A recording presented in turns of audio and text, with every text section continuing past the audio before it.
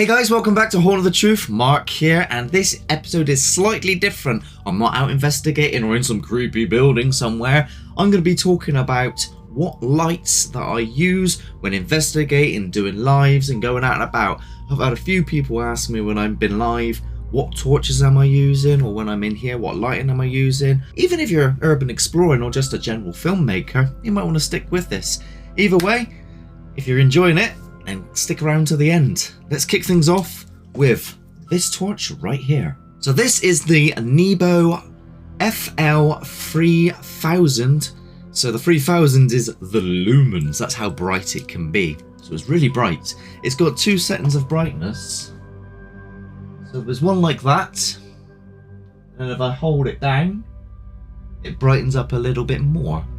There's a third option as well where it flashes quite a lot, and I'm not too sure what use that has other than to dazzle people. It also has options where you can change the circle of lights. You can have it quite narrow or you can have it quite wide. There's also 3 settings on here which also change the brightness to quite dim or again quite bright. So it's got lots of different options for you, and it also has quite a powerful battery life, which can last up to an entire evening. There's also a magnetic base on this, which can allow you to just stick it to things like my radiator down there, and turn it on, and then you have it there, you know, as sort of a position to stand out. There's also a magnetic charging port, which is slightly different to other types of charging ports, and it takes a specialized cable. Now here is the other light. This is the Small Rig M160. I am now having some issues with it as the lithium battery inside is coming to the end of its life, so I'm having to run it powered into a small power adapter. But when I first got this, it did very well for me. It attaches right here to a shoe, not a shoe as in like, you know, the shoe for your camera, and then that sits and slides in onto the top of the camera. So it's like one of these here on the bottom there. Now this light is pretty decent for a camera light. You know, you've got different colors you can use, different lighting settings, and you can change sort of the lightness, the brightness, and the colors. You can shift them as well to whatever color you think is suitable for the scene.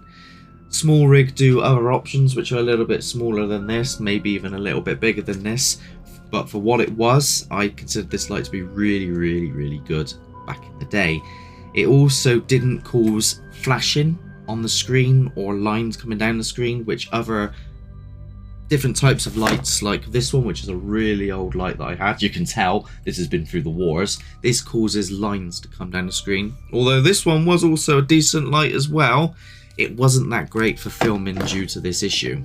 The next light is this one right here. This is the Raleno, if that's how you pronounce it, and they come in 2. And I'm actually using one of them here to lighten myself up at the moment, but as you can see, you've got the settings again. You can change the sort of warm to cold. Those are the 2 settings that this one does, and obviously the brightness you can adjust as well. This is a portable light in the sense that you can put it anywhere because it's charged up inside. Again, lithium, and if it goes, you may have problems later on, but I've not had an issue to date.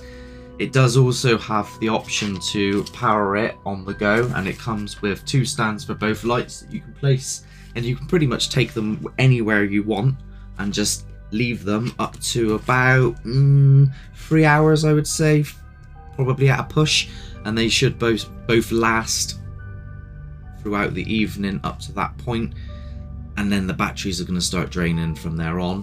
They are really good if you want to lighten up an area massively, whereas the other ones are more so for like closer. So if you want an individual that's in the scene, you just want to light them, go for the other options.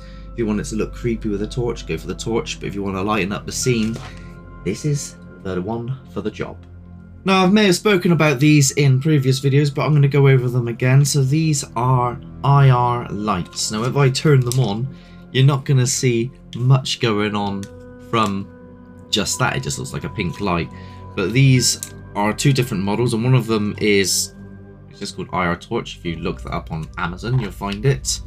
And the other one is this one here, which is the Andori IR49S 200mAh. These are pretty darn good for any night vision camera to enhance the distance in which you can see into the dark. As you can see in this footage here, this is with it on, and now this is with it off. It's a massive difference between the two.